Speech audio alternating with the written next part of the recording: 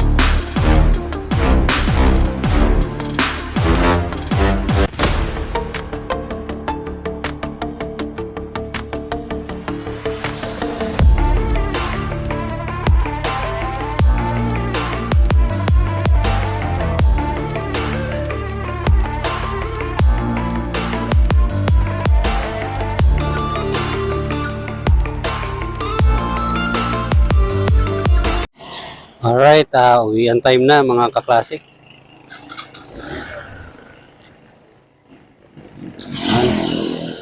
Ayan tayo.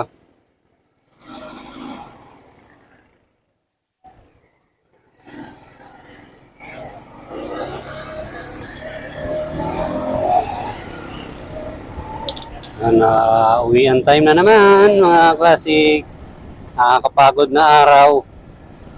So kahit pa nakasurvive. So yun, tinetesting natin yung chin mount natin. Mukhang hindi masyado maganda to. Hirap tayo gamitin. Pero talong pwede pa naman, maayos-ayos din naman. Yun, bali sa Biyernes, magagawa tayo ng video. Punta tayo ng Ulap. Yan, pupunta tayo sa Ulap sa Biyernes. Birthday celebration ng ating Diyosawa. Yan, dali natin siya sa Ulap sa Biyernes.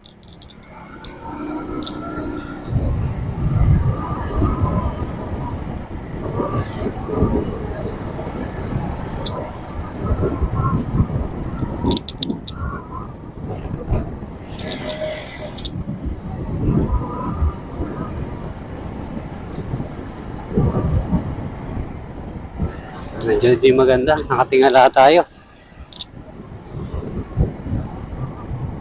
Ayusin natin to. Paano natin to magagawa ng paraan? Pero tingin ko magagawa naman ng paraan. Medyo nakatingala nga lang tayo.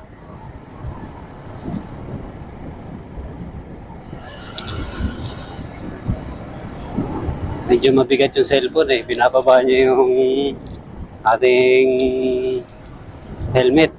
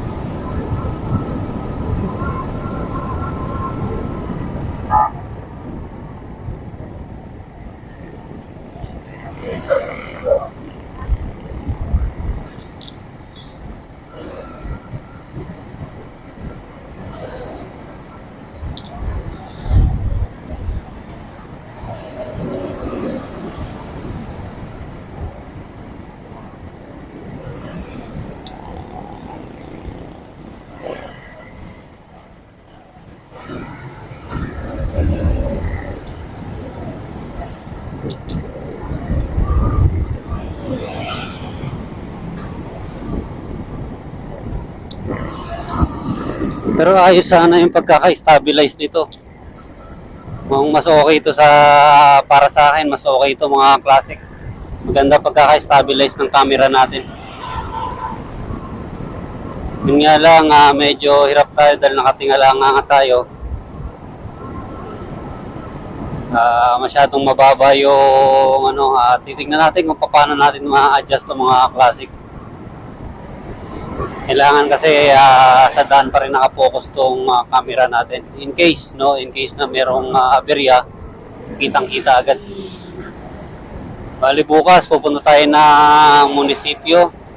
Natikitan kasi tayo, aminado naman tayo na meron tayong violation na malabo yung ating plate. Pero ang i-confess naman natin sa munisipyo bukas, mali yung pagkakatikit sa atin, no? Ang nilagay kasi sa ticket, no plate number. So i-confess natin yon. Medyo mahal kasi ang no plate number mga ka-classic, no? Mahal ang ng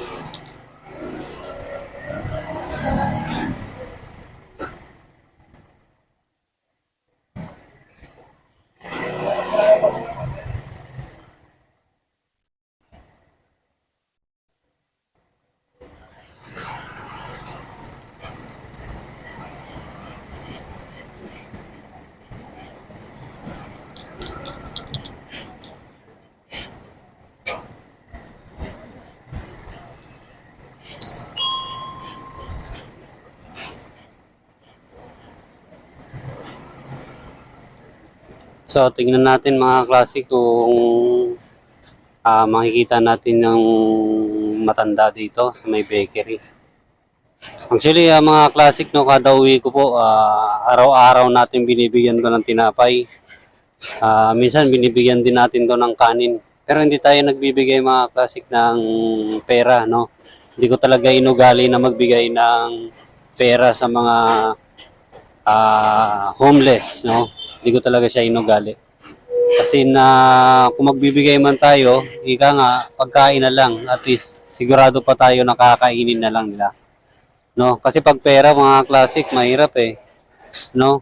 Hindi ko naman pinapangunahan o pinaghihinalaan natin yung mga homeless. Pero pangit din kasi pamaya, nagagamit sila ng mga sindikato or baka pinansusugal lang nila yung ibinibigay na pera, di ba?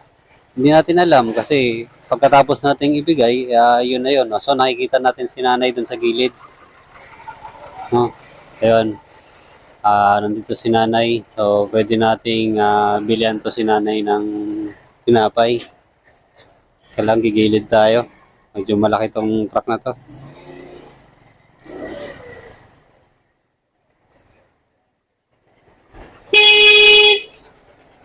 Rangan nyo na yung daanan dyan.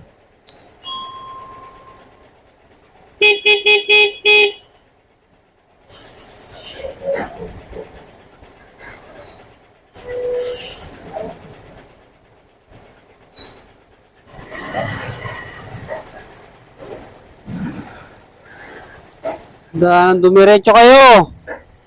Hindi naarangan yung daanan eh.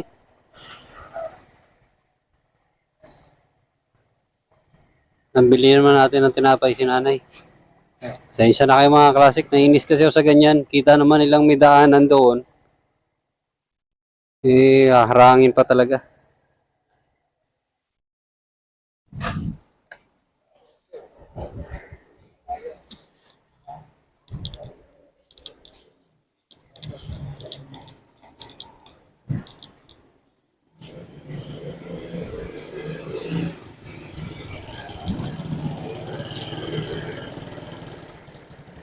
Be,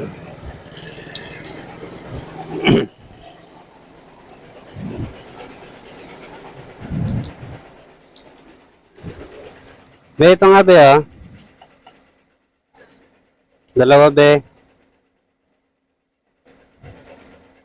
A few moments later. Ah,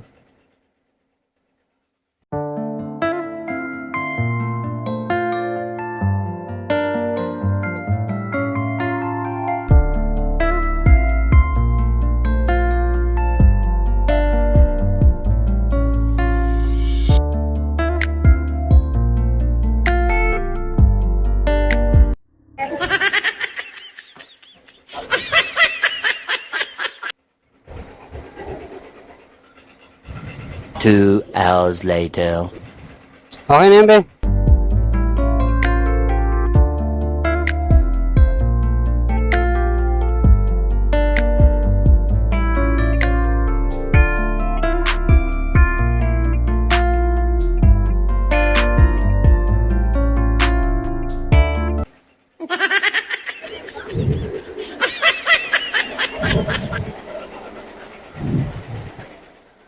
Nay ah. Sige po. Dito po kayo na, mahamog dyan oh. Ito kayo oh.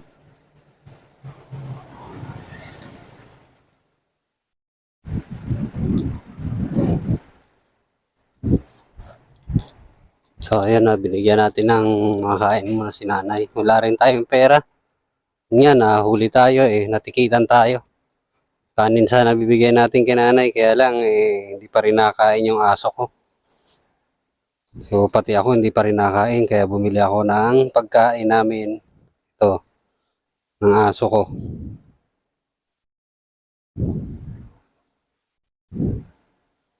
So, uwi na tayo. Diretso na tayo sa bahay, mga classic.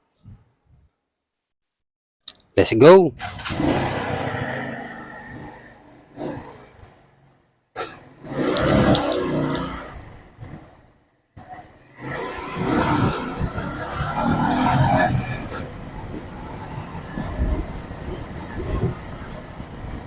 So yun, gabi-gabi natin yan pag uwi natin talaga pag galing sa trabaho mga classic, no, binibigyan talaga natin yan si nanay. Madalas natin yan makita pag gabi dyan. Ayan, nakakaawa lang din kasi kaya kahit paano makatulong tayo sa maliit na bagay mga classic. Yung mabigyan man lang natin siya, malamanan man lang natin ng konting tinapay yung sigmura ni nanay is no? Hindi pagkukonsinti yun mga classic, kundi yun ay kusa. Pagbibigay ng tulong yun. Hindi naman ni kayayaman ni nanay yung tinapay na binibili natin. Pero at least nagbibigay tayo mga classic. Yun ang mahalaga.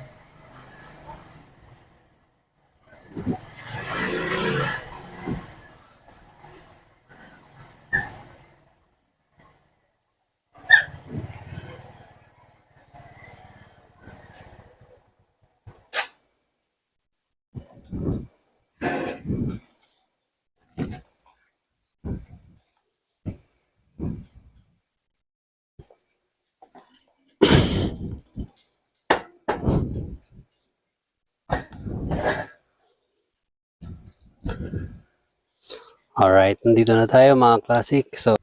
So ayun na mga ka-classic, no. Nandito na tayo sa bahay. Katapos lang natin kumain. So yun, nakita natin kanina si nanay. Yun po ay araw-araw nating binibigyan. Mga classic, pag nagkaroon tayo ng pagkakataon na baka pag nakaluwag-luwag, syempre, mas bigyan natin siguro si nanay ng mga mas marami-rami ng mga makakain niya. Nakakaawa yung matanda na yung kultusin lang. Mga classic, no? Lagi ko yan nakikita yan siya doon, dinadaan-daanan. Minsan yan, umuulan, nandun yun sa gilid. So, ayun na, nung napansin ko siya na gano'n na parang lagi nandito yung matanda na to. So, imbes na bigyan ko ng pera, may nagbibigay sa kanya ng pera doon mga classic, no? Madala siya doon na binibigyan talaga siya ng pera doon. So, yun lang, mas pinili naman natin na bigyan na lang siya ng pagkain kaysa pera kasi mas kailangan niya yung pagkain kaysa sa pera. May kasamang aso yun na mga klase kung napansin nyo, nasa tabi niya, yung kulay itim. Yun lang ang lagi niyang kasama, ang aso na yun. So yun, ang maganda nating magagawa kay nanay siguro pag nakaluwag-luwag. Kahit yung mga grocery lang, no? Yung simple lang, basta grocery lang. Ika nga, no? Magbigay lang tayo ng konting tulong. Huwag tayong maging madamot. Lalo na dun sa mga tao na alam naman natin na pinagkaitan ng kakayahan. Hindi naman natin minamaliit si nanay, pero siyempre matanda na rin. Tayo sa pa, walang bahay. So, masasabi nating pinagkaitan na ng kakayahan para mamuhay. Pero kahit papano, kahit ganun si nanay, kung mapapansin nyo po, no, lumalawan pa rin si nanay. Actually, hindi baliw yun si nanay, maayos yung mag-isip. Minsan nakakwentuhan ko rin yung si nanay. Merong niyang natutulog din doon sa area na yon. Taga rito naman sa amin yun. Yung baliw, yung isa, yung lalaki. Yun na may, hindi naman parang pangit yata sabihin baliw. May diferensya sa pag-iisip. Yun, gano'n na lang siguro. Ang pangit kasi pakinggan ng baliw. Kasi may kilala akong baliw. May kilala akong baliw. Nagtatrabaho pa. Alright, yun na mga classic. Gaya nga na sinabi ko, huwag tayo magdamot doon sa mga ganito. No? Kayo, nasa inyo na kung ano yung paraan nyo ng pagtulong, nasa inyo yun. Pero para sa akin, ang pagtulong, mas mainam na ibigay yung pagkain. Mas kailangan ng tao ang pagkain kaysa sa pera. Kaya ako, wala nga akong kapera-pera eh. Minsan wala pa akong kain. Pero okay lang yun. At least kahit pa paano, nakakatawa, nakakangiti pa tayo. Nakakapagbigay pa tayo ng tulong ng kaunti. Hindi naman importante kung kaunti o marami.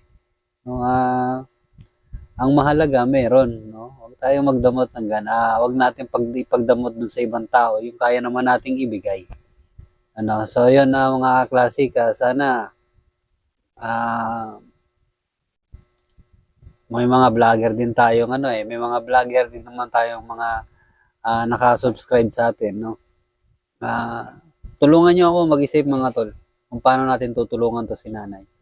Araw-araw talaga to simula nung simula nung pandemic nandiyan na siya eh. Pero nung pandemic hindi ko masyado siyang binibigyan kasi akala ko may bahay yan. Kasi dati malinis pa yung manamit. Si nanay, lagi nakaupo yan dyan pero malinis. Hindi kagaya ngayon, no? Talagang madumi talaga si nanay. Kasi talaga naglilimahid na sa, yung sinusuot-suot niya, talagang limahid na sa, kung makikita nyo naman huwag ko kung mapapansin nyo naman yun, kung mapapansin nyo mga klase kasi medyo madilim din. Pero ako, sa kitang-kita ko pagka sariling mata, yung nakakita, ibang-iba talaga yung tsura ni nanay. So lang mga classic, maraming salamat. Nag-video lang tayo ng kabahagya at ibinahagi lang naman natin yung konting na itutulong natin. Hindi para ipagyabang, kundi panggayahan. Magkaiba po kasi yon. At sana makahanap tayo ng isa sa mga subscriber natin na willing na ring tumulong. No? Ayoko ng pera, no? Ayoko magkaroon ng issue sa pera. Kasi mahirap yung pera na yan, kailan lang, may issue tayo dyan. Pero sabi nga natin, hanggat kilala mo ang sarili mo, hindi mo kailangang ipaliwanag sa ibang tao kung ano ka. Ganun lang kasimple mga classic. Pinag-isipan tayo, so be it. Okay lang. Wala namang problema doon kung pag-isipan ako. Ang problema lang naman din kasi minsan, hindi muna tayo kinakausap. Bago tayo paghinalaan. Mahirap yun. Napakahirap nun. Mas maganda kasi yung kumprontahin mo yung tao para malaman mo. Hindi yung basta na lang nating basta tayo magsasalita na nakatalikod. Pangit yun. Kahit kanino mga classic, kahit sino sa inyo, huwag tayong ganun sa kapwa natin. Huwag tayong magsasalita ng nakatalikod. Kasi hindi nagpapakilala doon sa tao. Halimbawa, nagsalita ka ng nakatalikod yung tao. Kung ano-ano yung kinuwento mo doon sa ibang tao, para lang masiraan yung isa. hindi yan nagre-reflect sa kung ano siya. Halimbawa, ikaw, nagkwento ka, siniraan mo siya. Hindi yan nagre-reflect doon sa sinisiraan mo. Nagre-reflect yan doon sa totoong ugali mo. No? Yun, nagre-reflect yung ugali mo doon sa ginagawa mong aksyon. Sa maliit na bagay, no, na pwede mo namang sabihin sa kanya, rekta, bakit kailangan sa ibang tao mo sabihin? So, ibig sabihin, habang nakatalikod siya, pinag-iisipan na rin siya ng ibang tao. So, yun, stop tayo dyan sa ganyang issue, no? Sa ngayon, tuloy lang tayo. Sa Biyernes, magagawa po tayo ng video. Punta tayo ng Cloud9 Antipolo. So, doon natin celebrate yung birthday ng ating Diyosawa. Siyempre, wala tayong pera. So, tsaga-tsaga na lang muna tayo sa pasyal. At create na lang muna tayo ng konting video. So, doon natin magagamit yung ating gimbal stabilizer. So, doon natin masusubok yung ating stabilizer sa Biyernes. No? Pero bukas, gising tayo ng maaga, siyempre. Punta tayong munisipyo, mag-confess muna tayo, lalapit tayo sa legal. Mali lang kasi yung pagkatikit sa atin. No? Inulit ko po, inaamin ko na meron po tayong violation kasi hindi ko rin napansin na faded na yung MB file ko sa likod. So, aminado tayo na violation yan. Pero hindi naman tama din na ang itinikit sa atin ay no plate number. No, magkaiba po kasi yung wala at saka meron. Nakikita naman kasi na doon sa likod ko na aninag pa naman po yung MB file, yun nga lang malabo. Yun. So, regardless, violation pa rin yan. Pero hindi dapat yung ticket hindi dapat ginawang ang tawag dito, hindi dapat ginawang no plate kasi may plate. No? Magkaiba po kasi yung wala sa meron. So long mga ka-classic, maraming salamat sa inyo sa gabing ito. At muli, samahan niyo ako sa Biyernes sa Cloud9 Antipolo. Let's go!